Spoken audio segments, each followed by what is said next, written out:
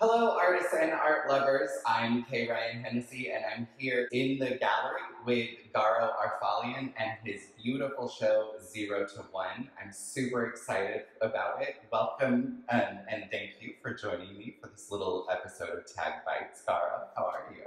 Thank you, and thank you for this opportunity to be in interview with you. Oh. Such an accomplished artist like you. Oh, thank you. I appreciate it. I'm honored. Your show is extremely beautiful. You have a very unique and personal perspective on the world, and I can't wait to share that with more of the people that pay attention to our art and what it is that we're doing here at Tag. So we have a beautiful piece right here with us. This one's number 4. Am I right? Yes. Yes. I love when I learn the artwork.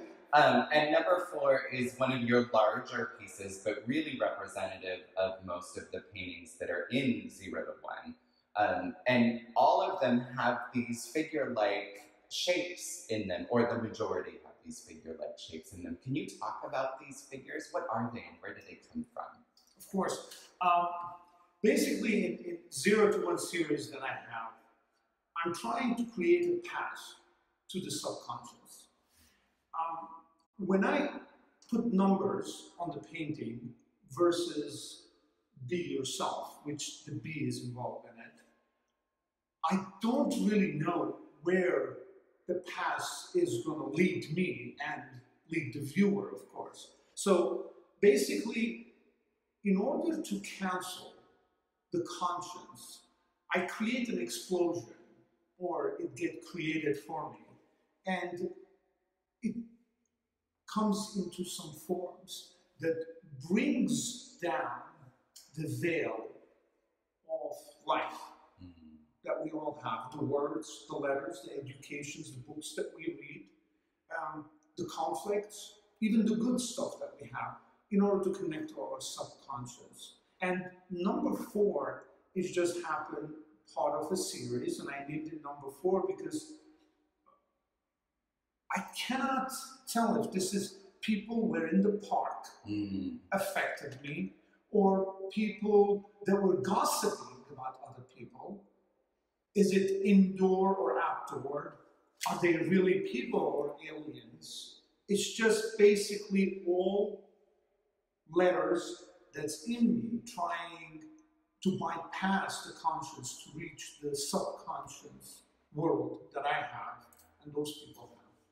I love it. I think that, it's a really interesting way of thinking about the world in abstraction, especially when you're talking about letters and words and form. And you're using a lot of influences when you're interpreting these possible, park goers as language beings almost, right? And what are some of those influences in language and that hearken to you?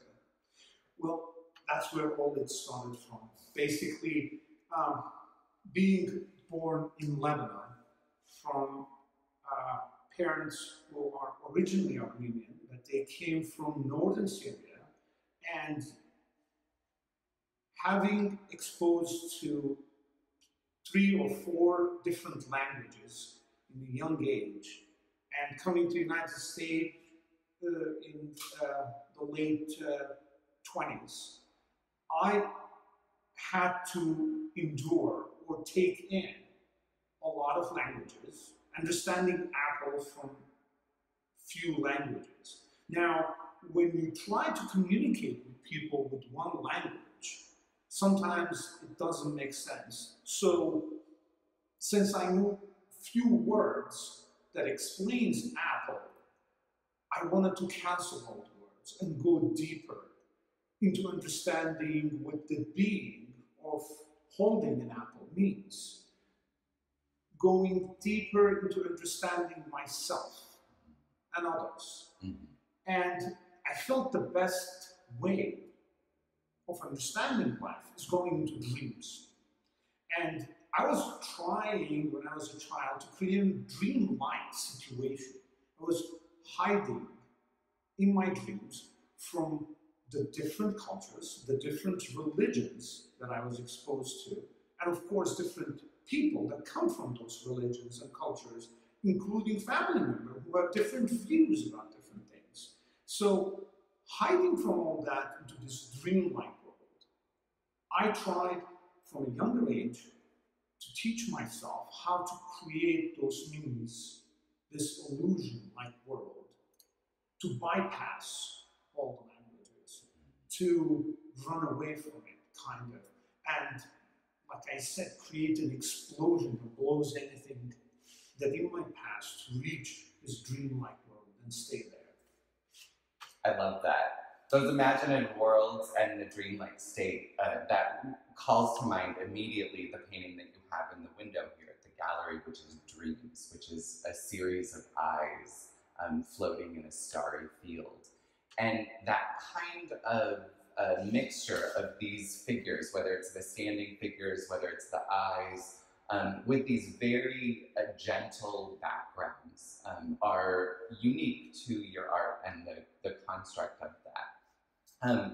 What is it that you're wanting to express when you move into something that's more representational, like the eyes that are floating in Dreams? Basically, it's like we talked about the languages. In order to cancel the language, I went to the symbols. Going back as far as the Egyptian cultures, the pharaohs, that they used the eye, and to try to see through you and beyond you. And that's where the eyes were coming. The eyes are open, but they're not seeing the conscious world. Right. They're seeing through it into the subconscious world. And I keep repeat the subconscious and the dream because, like Freud, I believe dreams are more real. What we see in our dreams, we don't use our eyes, right? But we use the inner eye that sees the dream, and we live the real life there. I'm not saying we all lie in our life, but mostly we pretend a little to be someone we're not 100% sure who is that person is. But in the dreams, we don't pretend. Yeah, no, absolutely, absolutely. I think you're right that you know what Jung and Freud have shown us really, right, is that those are pathways into the truth of our unconscious, right? Exactly. Yeah. And no, that definitely holds true for me. And there is quite a lot of spirituality in your paintings, psychological spirituality, right? And understanding of the sense of self and your place in the world. What drives you to want to define that? What's your purpose in art making? Wow. Yeah, big question. In order to answer that, I have to go to my childhood. You know, it's as a child, we want to be free, we want to climb a tree, we want to eat, and we want to play, and we want to sleep. Anything beyond that, it creates a mental situation. And art was never boring. I was never bored looking at monk pictures. I was never bored looking at even Leonardo da Vinci's pictures. I'm not bored looking at your paintings.